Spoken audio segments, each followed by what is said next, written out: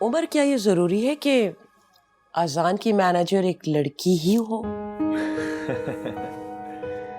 उसे देख के ना मुझे अपना स्कूल का टाइम याद आ गया। स्कूल में मेरी इसी तरह की एक मिस हुआ करती थी, उनका नाम था मिस परवीन।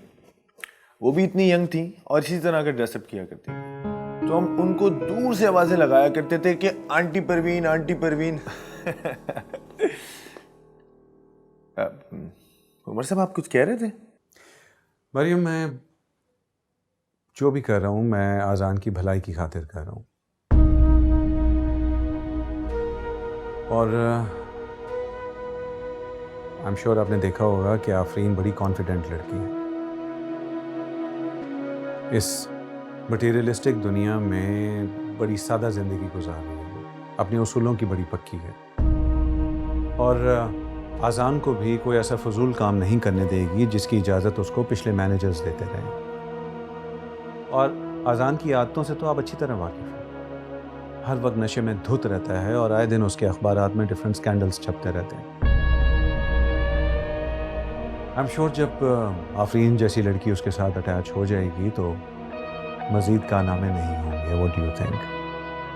मुझे लगता है उमर सर ने सोच समझ के आफरीन को अजान का मैनेजर रखा होगा, and we should trust his choice. वो तो जा चुकी है Umar sir.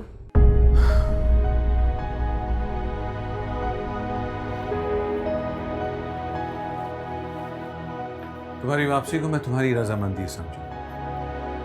Thank you so much. You made the right decision. और हाँ, अजान से डरने या घबराने की कोई जरूरत नहीं है। अगर वो तंग करे या परेशान करे तो सीधी मेरे पास आना, या फिर मरियम के पास। इसकी ज़रूरत नहीं पड़ेगी सर। मैंने अपनी ज़िंदगी में बहुत सारी मुश्किलात हैंडल की है, मैं संभाल लूंगी। Imran, thank you sir. Don't call me sir, क्योंकि मुझ में सर वाली कोई बात नहीं है।